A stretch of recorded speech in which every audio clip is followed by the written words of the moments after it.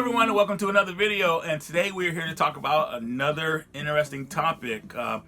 Is it fun to collect games still? What do you guys think about the thrill of going out and hunting and finding games? Is it still there like it was maybe a few years ago when I would say more like before game collecting kind of became a trend?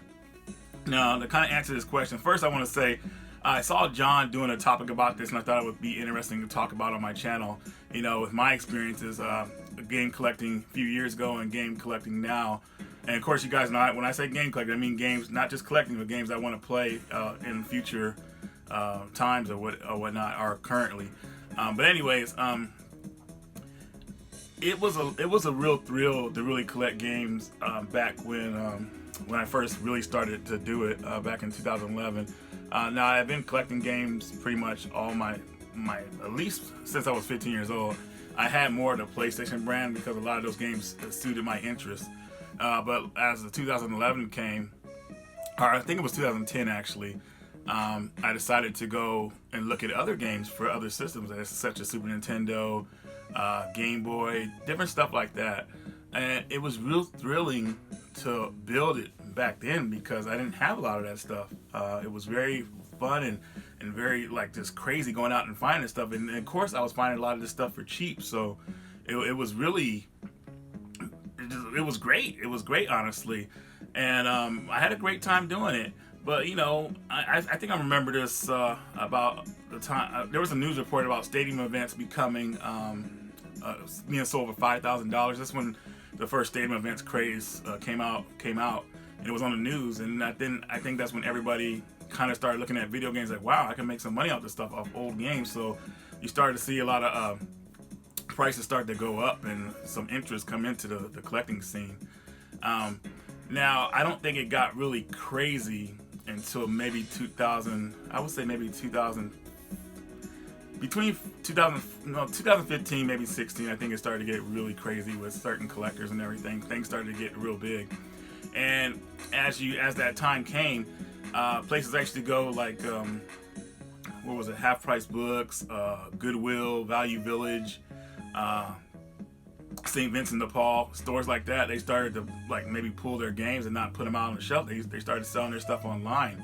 And then the reason they started doing it, well, they probably, they get people in there, like new people that they hire in there that know about, what games they're going for. So they get that, they get in there, help the store sell those games, and then they get a high position and whatnot, and it makes them look good, and they get paid. So that's what's been happening a lot, When things become popular, that's what starts to happen with it. And, it's kind of made collecting games on the cheap, at least, pretty hard. I mean, it depends on what you value your money at anyways, but it's made it tough. I don't even bother going to Goodwill, Value Village, or any of those stores anymore. I mean, not looking for games, at least.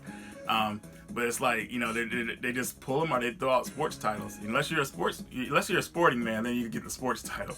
But anyways, it just seems like a waste of time. It's very minimal that you might find some stuff in those places, at least around where I live at. So, but still, it's not as fun as it used to be, but at the same time, it still is a great, depending on where you look for your games at. So what I decided to do, since I used to go out to Value Village, Goodwills, and all those places every day trying to look for games, and as I stopped doing it, because as I told you, those games were being pulled, I started buying my games from different places. So instead of like going out every day looking for some cheap games to buy, I wait for events to come up where you get a lot of people selling retro games together, and it's a nice event to go to because a lot of people are wanting to get rid of their stuff. They're willing to do good deals on their stuff, and it's just you have more of a selection.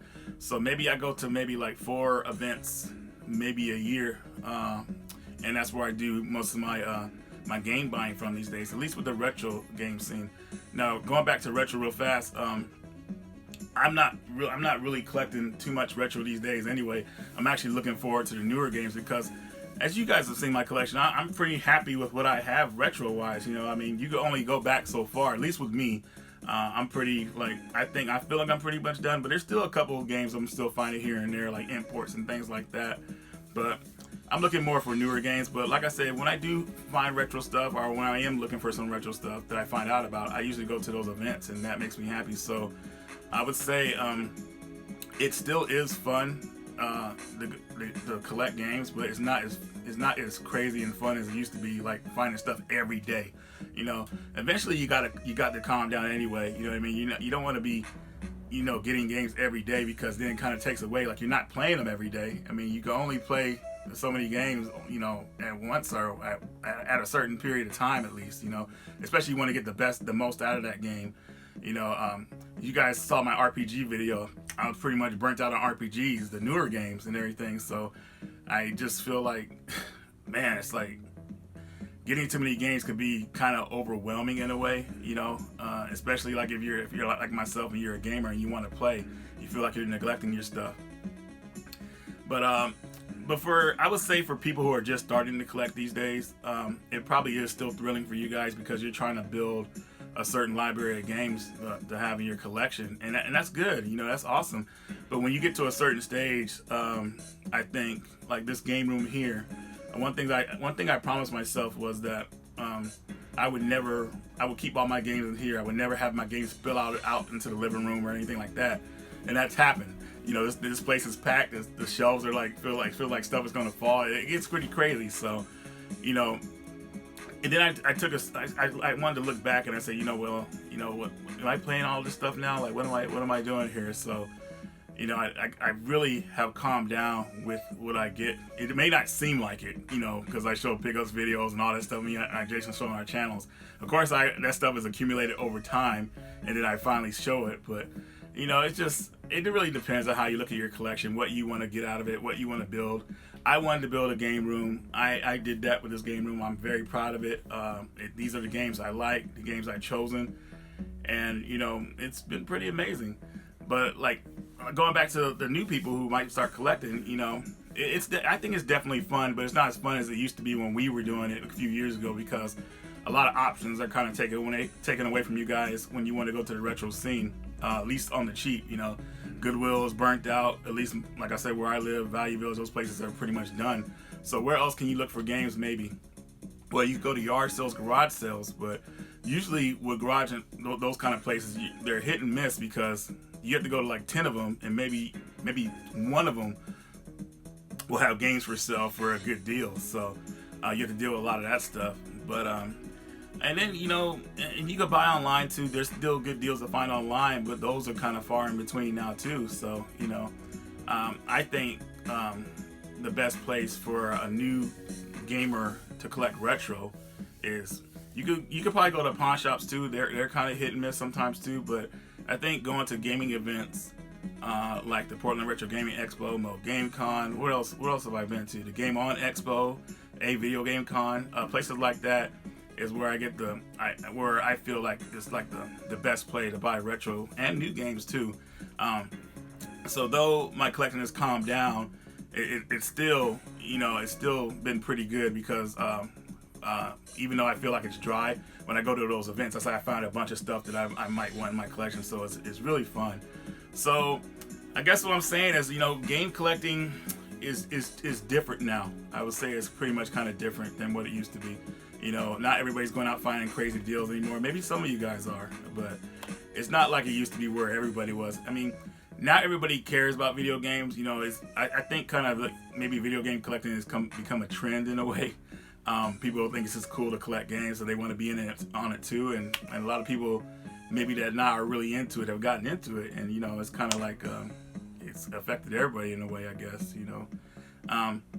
But I'm not trying to stray any new collectors from collecting games. I've given tips on what people should look for if they're trying to buy games on the cheap. So, but anyways, guys, I just hopefully you got something out of this.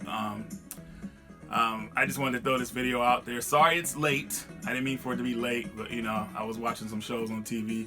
I actually watched Fear the Walking Dead. I like Fear the Walking Dead. I mean, I do like it, but season 3 kind of killed it for me a little bit. You guys know why if you saw the season at premiere or the couple episodes. But anyways, yeah, guys, that's all I got for you. So thanks for watching the video. Radical Reggie, and I will see you later.